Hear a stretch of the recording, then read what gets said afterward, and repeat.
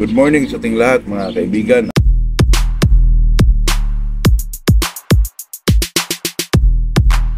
Dito na naman tayo sa ating usapang pagmamanok po. Medyo ang panahon ngayon mga kaibigan ay okay na po. Hindi hindi natin alam kasi pagdating ng hapon or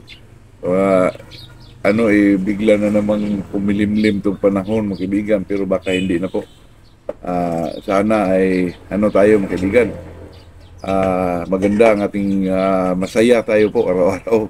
Yun lang naman ang hiling natin po. At saka itong ating ginagawa ay enjoyment lang ito mga kaibigan.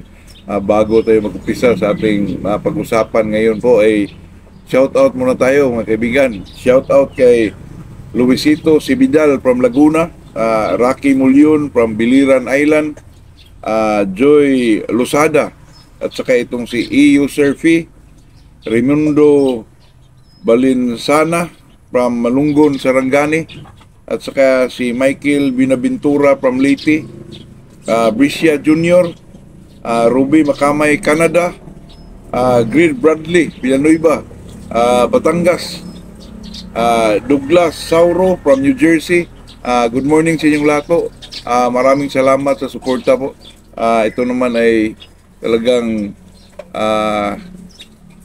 masaya ako po na may nanonood sa ating content everyday po. Yun lang po. Ang pag-usapan natin ngayon ay tungkol na naman sa walang iba, sa manok pa rin mga kaibigan. Pag-usapan natin ay yung tungkol na, kasi may nagtanong mga kaibigan na pwede ba daw itong isabay itong B22, Rubicon at saka itong MIP. Yung ganyan mga kaibigan, Rubicon, B22 at saka itong MIP, pwede yun mga kaibigan. Pero sa pag-umpisa mo sa day 21, sabi ko niyan, mag-skip ka one day, pwedeng unahin mo ay B22, pwede namang unahin mo ay Rubicon. Pero sa dulo po, sa D19, ay D19 or D18 ba yung last nyo? Sa akin, pwede namang D18. D18, ang last doon ay Rubicon po. Pero kung gumagamit kayo ng MIB mga kaibigan, pwede na yung hindi na Rubicon. Sa last 3 days, MIB na lang ang bigay nyo po.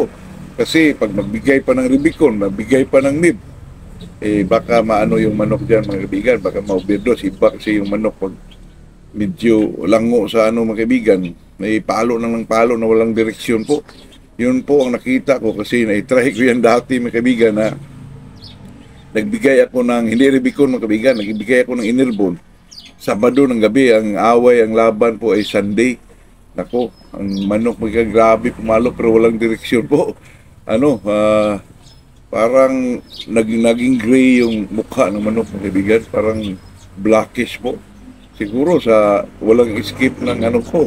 Dapat nung talaga ay sa third day, hindi na ka na nagbigay. Mga 3 days, pwede pa nga, 4 days, para withdrawal na lang ang magamit niya, mga kaibigan. Withdrawal na lang ng mga tablita po. Kaya ganun. Pero pag sinasabi natin mga kaibigan na pwede ba nating pagsabayin itong Rubicon, B22 at saka MIB, pwede po. Ganun lang naman talaga mga kaibigan. Pag tayo ay magkondisyon po ay dala na rin yung obserbasyon natin sa manok. Umpisa natin ay B22. Sunod na araw naman ay Rubicon, pero puro gabi itong kaibigan. Di katulad ng Inerton nga, di katulad nung Innerbone na sa umaga kami bigay pagkatapos ng kumain po, 8 o'clock, para magamit talaga nila ng enerhiya na nakapasok sa kanilang katawan po. Pero itong Rubicon mga kaibigan, okay lang kung sa gabi po. Kasi medyo light lang itong Rubicon mga kaibigan. Kaya yun, ang anuhan nyo, basihan nyo dyan ay mag-skip ka lang one day kung anumang klaseng physical conditioning ang ibigay nyo, yung mga stretches sa manok, at saka mag-limber din tayo, kailangan din yun, at saka mag-fly pin din mga kaibigan. Talagang kailangan yung fly pin, pero huwag nyo lang ibabad kasi ang manok doon parang stress. Ilang bisis ko nang na-try na pag nasa fly pin lang ang manok ay matatalo po. Hindi ko lang alam kung bakit mga kaibigan, baka nagkataon lang.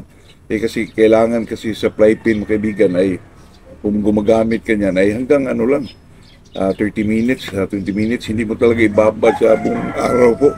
Kasi ang manok kasi dyan mga talon ng talon, ulangdag, kailangan doon 30 minutes lang. Katulad lang din yung sa mag-box tayo ng manok mga kaibigan na hanggang 5 to 10 minutes lang po. Para naman hindi iyo ano yung mga binti nila, masubrahan sa ano kasi ang manok naman talaga pag makikita ng may mga kaskasin po, ito kaskasin nila yun. Instinct sa kanilang isip yun na may mga pagkain siguro sa ilalim dito. Kaya ganun, kaibigan. Ito namang ibalik tayo dun sa mga tablita po. Basta eksakto lang yung obserbasyon mo. Pag medyo nakitaan mo, kahit nag-escape ka one day mga kaibigan, nakitaan mong medyo iba ang kinikilos ng manok, ihinto mo na. Ihinto muna ng mga kaibigan ng 3 to 4 days. Tapos pag nakitaan mong pwede na hindi siya painumin, huwag mo nang painumin kasi ang manok talaga mga kaibigan, ang kailangan natin tayo talaga ang nagdala nito ay ang tamang obserbasyon mo at saka tamang pagbigay mo sa mga tablita o ano yung ibinibigay mo, talagang ang manok ay mag-perform po yan.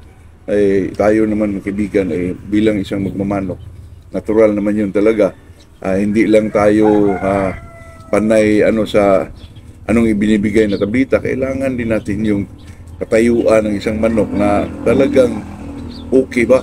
Makita mo sa kanilang kaibigan, paglakad, pagpalo, kung wala bang diferensya kasi pag medyo masubrahan yan sa mga inom-inom nilang tablita, kahit nag-escape ka pa one day, di mo alam yung isip ng manok, kaibigan, kung kaya ba niya dalhin yun. Pero sa tingin ko mga kaibigan, lalo na pag mga sweeters, na-try ko yan kayang-kaya nilang kaibigan, pero depende pa rin yun sa manok at saka pag-obserba mo po. Kasi itong mag 21 days mga kaibigan, medyo malayo-layo din yun 3 weeks yun. Doon sa mga, hindi naman siguro maanuhan ang manok kung mag-skip one day kasi may mga exercises yun. May mga ginawa tayong mga pagkahig, di siyempre magasta din yung nakapasok na vitamin sa kanilang katawan po. Importante kasi yung mag-physical ka at saka mental ka, lalo na sa babad mo na yung manok mo sa conditioning. Pero talaga yun kaibigan, kailangan timing at saka pag-observa po, tamang obserbasyon po. Kasi ang manok naman, pag kondisyon ka, pundo mo lang yan sa kanyang herd area or sa kanyang tinatalian po ay medyo hindi bikilos kung manok dyan. Mas mabuti mga kaibigan, pag maga pagkatapos kumain, lagay mo yan sa medyo running pin ba, kahit kaunti lang, tapos balik na naman sa court. Pagdating ng mga 1 o'clock, live pin mo ng for about 15 to 20 minutes. Ganyan lang yun mga kaibigan. Pagpunta ng bago sila pakainin, siguro mga 2 hours siguro bago sila pakainin, medyo gutom na yun, mag-scratch box ka. Huwag mo munang scratch box sa busog kasi hindi yan magkaskaso kasi busog pa yun lang naman talaga. At saka yung ating pinag-usapan na about pwede bang isabay yung Rubicon at saka B22 at saka may pwede po. Pero kailangan ng matinding obserbasyon at saka pag-iingat sa mga makikita mong kinikilos nila po. Tayo talaga ang magdala ng nila, yung mga kilos na talaga makita natin kung kilos ba talaga o maganda ba ang kanyang mga pinakitang kilos. Yun, pwede na yun kaibigan. Yun lang ang masabi ko dyan, na itong B22 at saka Rubicon napakaganda po. Parisan po ito, katulad din ito ng Innerbone at saka B12. Lalo na itong Rubicon at saka B22, timing lang. Sa last 3 days, magbigay ka ng nib. Super na manok mo dyan, mga kaibigan. Good morning sa ating lahat po.